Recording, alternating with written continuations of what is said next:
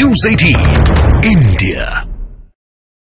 Doctor अनुराग भदौरिया, शुरुआत आप ही से कर लेते हैं क्योंकि बड़े दिनों बाद एक अच्छी खबर तो आई, लेकिन ये जोड़ी तो पहले भी बन चुकी है, लेकिन तब तो दमखम तो तब भी दिखाया था, लेकिन पॉलिटिकल दम निकल गया था।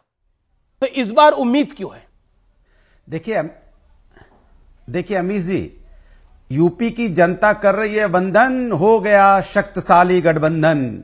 मजबूत है पहले से अखिलेश, साथ में अब आ गई कांग्रेस।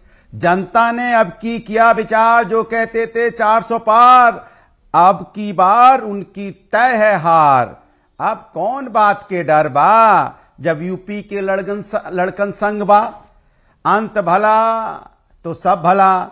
अब सुधांशु जी से पूछिए कि ये तो रोज चिल्लाते रहते थे, कहां गठबंधन है, कहां गठबंधन है। पता क्यों चिल्लाते थे? ये तो सोचते थे ना हो पाए, किसी तरह से कुछ गड़बड़ हो जाए, क्योंकि ये तो लगातार लोगों को तोड़ने में लगे थे। कभी जाके महाराष्ट्र में, कभी बिहार में, कभी पंजाब में भागे घूम रहे हैं, तोड़ तोड़ कहीं से लाएं, किसी तरह से कुछ लेके आए, क्योंकि इनको डर सता रहा है, क्योंकि इनकी हार तय है, क्योंकि जनता के मुद्दों पे चर्चा नहीं करते। ये नेता को तो तोड़ सकते हैं, जनता को कैसे तोड़ेंगे? इसलिए जनता वंदन कर रही है। अभी तो आपने भी नेता को जोड़ा है, अभी आपने भी तो पॉलिटिकल पार्टी और नेता को ही जोड़ा है आपने। जनता को तो पता लगेगा कितनी जनता जुड़ेगी।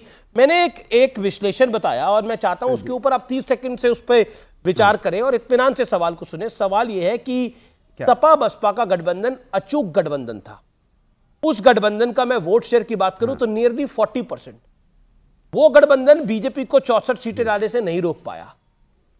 कांग्रेस का जो वोट शेयर है वो अमूमन 5-6%, 6.5% रहता है ऑन अ हायर साइड। आपका वोट शेयर 20, 21, 18 इसके इर्द गिर्द रहता है। तो क्या आपको लगता है कि पॉलिटिकली आप जो बात केमिस्ट्री की कर रहे हैं वो इक्वेशन में दिखाई देगी? कहीं हवा के बतौले तो नहीं है, बातों के बताशे तो नहीं है? देखिए ये भारतीय जनता पार्टी ऐसा सोच सकती, कोई बुराई नहीं है। मुंगेरी लाल के हसीन सपने देखती रहती है, 400 पार नहीं होंगे उनके, अब की 150 पार।